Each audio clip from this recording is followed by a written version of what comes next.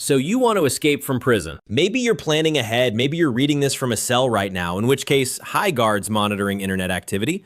Or maybe you just have that thing where you walk into any room and immediately start planning your escape route like you're Jason Bourne at a PTA meeting. Whatever your reason, congratulations. You've chosen one of humanity's oldest and most consistently failed endeavors. People have been breaking out of prison since the first time someone thought, what if we just kept the bad people in a specific place? And throughout history, the success rate has been about as good as a New Year's gym membership. First, let's address the elephant in the cell. You're not special. Every single person who's ever been locked up has had that moment where they look at the walls and think, I could totally get out of here. It's the same delusion that makes people think they could survive a zombie apocalypse or that they're not like other cryptocurrency investors. The reality is that prisons are designed by people whose entire job is thinking about how you might escape and then making sure you can't. They've had literally thousands of years to iterate on this concept. You know what you've had? Maybe a few months if you're lucky. Plus whatever you learned from watching Shawshank Redemption, which, spoiler alert, took the guy 19 fucking years and a geology degree's worth of rock knowledge. And before you say, but what about all those successful escapes I've heard about? Yeah, we'll get to those. But understand that for every Alcatraz breakout that made the news, there are thousands of guys who got caught in the ventilation shaft, drowned in the sewage pipe, or got tackled by guards before they even made it past the first fence. Escaping from prison is genuinely one of the oldest problems in human civilization, right up there with how do we make fire and why does Steve keep taking everyone's grain? The Romans were dealing with prison breaks 2,000 years ago, which means people have been trying and mostly failing at this for longer than the concept of pants. Ancient prisons were actually kind of a joke by modern standards. They were basically just holes in the ground or rooms with guards, which sounds easy to escape from until you remember that ancient punishment for escape attempts was usually death in the we're going to get creative about this sense. The Tower of London, which functioned as a prison for centuries, had escapes, but they usually required either bribing half the guard staff, expensive, having powerful friends on the outside, rare, or being willing to rappel down a wall using bed sheets and prayer, terrifying.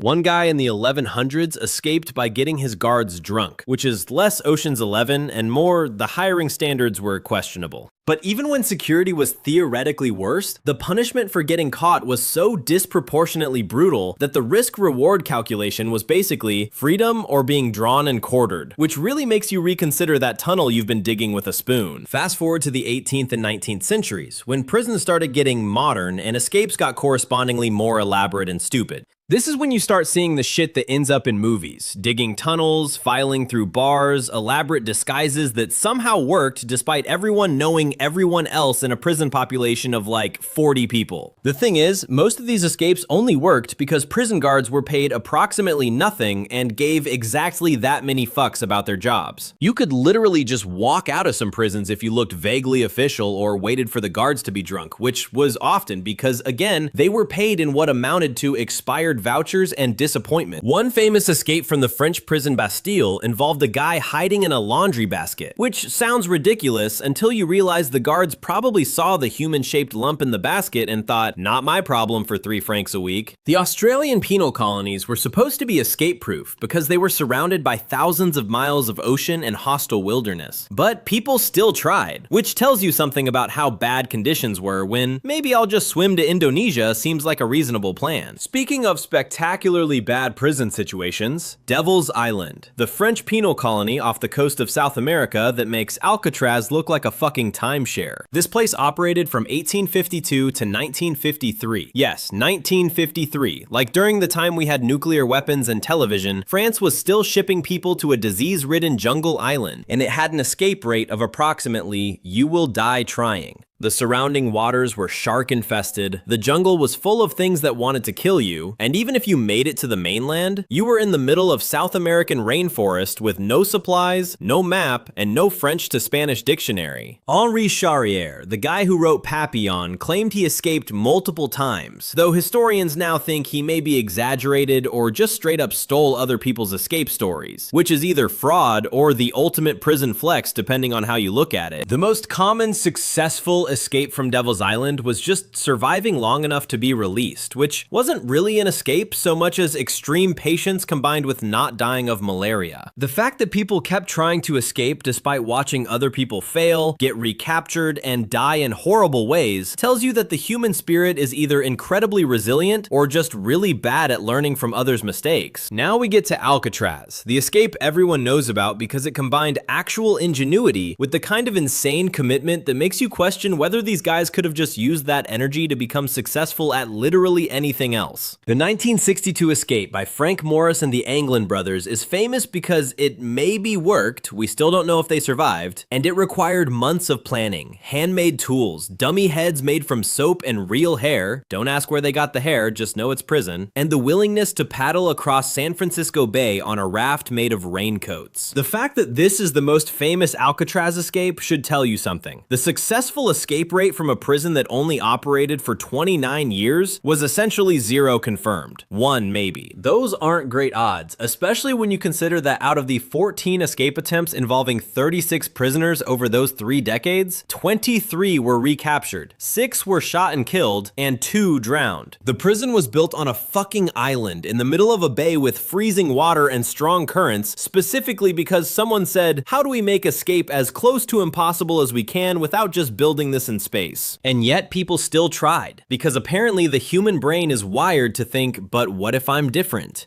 Modern prisons should theoretically be impossible to escape from. Cameras everywhere, motion sensors, guards with radios and actual training, walls designed by engineers who've studied every historical escape, and layers of security that require you to get past multiple checkpoints that all have different failsafes. And yet people still manage it, which is either impressive or a damning indictment of government contract work depending on your perspective. In 2015, 2 guys escaped from Clinton Correctional Facility in New York using power tools that were smuggled in by prison employees they'd seduced, which is a sentence that contains so many red flags about prison security protocols, it's basically a communist parade. They cut through steel walls, crawled through pipes, and got a prison worker to be their accomplice by doing what prisoners have done since the beginning of time, finding the loneliest, most vulnerable person on staff and exploiting basic human needs. They were caught after 3 weeks because it turns out that the wilderness skills you develop in maximum security prison are not great preparation for actual wilderness. The escape worked not because of technical skill, but because they found the weakest link, which has always been and will always be people. The guards who can be bribed, the contractors who cut corners, the workers who are lonely enough to smuggle hacksaw blades for someone who says nice things to them. If you have money or connections, there's actually a surprisingly popular escape method. Just have someone fly a helicopter to the prison yard and pick you up like you're catching an Uber. This has happened more times than you'd think, mostly in countries where prison security measures apparently don't include what if someone just lands a fucking aircraft in the courtyard. Greece has had multiple helicopter escapes. France has had several, and in each case the methodology is basically acquire helicopter, fly to prison, pick up prisoner before guards can organize a response, fly away. It's so stupidly simple that it almost works, except it usually doesn't because helicopters are loud, trackable, need fuel, and have to land somewhere eventually. At which point police, who have helicopters and radios and a general sense of where you might be going, tend to find you. One guy in France escaped via helicopter twice, which means either he was incredibly unlucky to get caught both times or incredibly dumb for trying the same method again. The success rate of helicopter escapes is terrible because the operational window is tiny. You need to land, get the person, and take off before the inevitable armed response arrives. And you need a pilot willing to commit multiple felonies, and you need somewhere to go after that isn't immediately obvious. But it's still cooler than tunneling, so people keep doing it, which is very on brand for humanity. One method that's worked a shocking number of times is the conjugal visit swap, where a prisoner changes places with a visitor and just walks out wearing their clothes, which sounds like it should never work, but absolutely has, because prison guards are human, and humans are bad at facial recognition when they see hundreds of people every day. In Brazil, a guy tried to escape by dressing up as his teenage daughter during a visit, complete with wig and women's clothing, which failed because because he apparently didn't commit to the bit hard enough, and guards noticed that this teenage girl was built like a grown man and walked like someone unused to wearing a bra. But other versions of this have succeeded. Swap clothes with a lawyer or family member, put on glasses or a wig, walk out during the chaos of visiting hours when guards are processing dozens of people and not looking that carefully at faces. It works best in lower security facilities or corrupt systems where guards aren't really invested in keeping track. And it fails when someone actually checks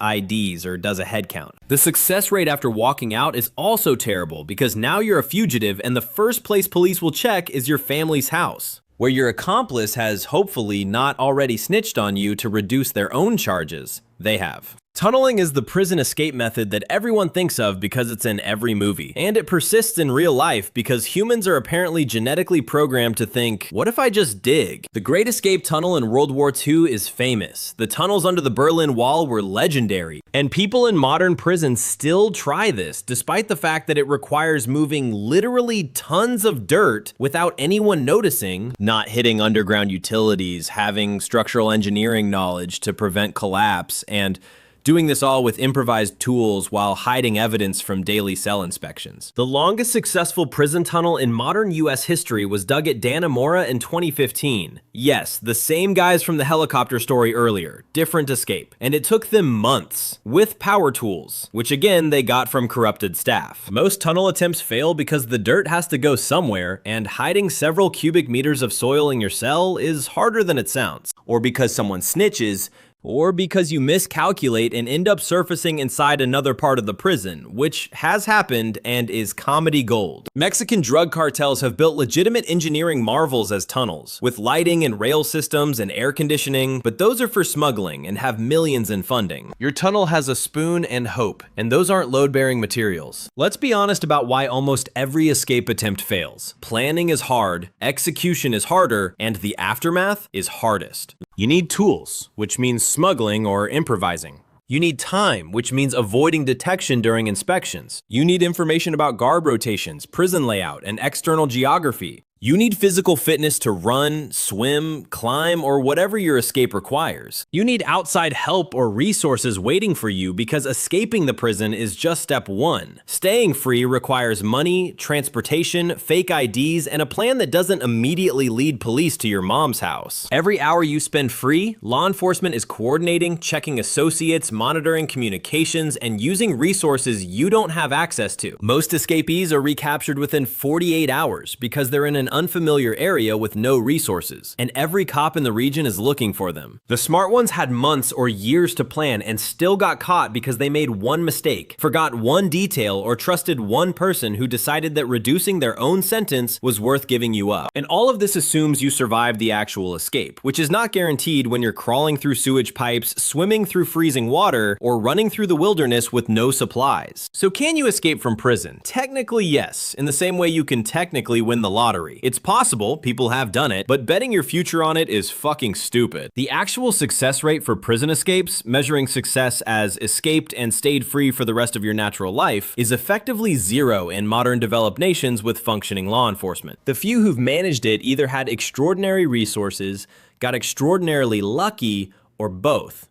And they still spend the rest of their lives looking over their shoulder because the warrant doesn't expire. You know what's easier than escaping from prison? Not going to prison. I know, revolutionary concept. And if you're already in prison, you know what's easier than escaping? Serving your time, getting released, and not fucking up again. The amount of planning, resource allocation, physical effort, and risk-taking required for a successful escape is genuinely impressive. And if people applied that same energy to literally anything legal, they'd probably be successful at it. But they don't, because human brains are weird, and the urge to be free is powerful, and we're all basically just primates who don't like being in cages. So we keep trying, we keep failing, and the prisons keep getting better at stopping us in an eternal arms race that's been running since someone first said, what if we just kept the problematic people in a designated area? History shows us that the house always wins, but we keep playing anyway, because optimism is the most dangerous drug there is.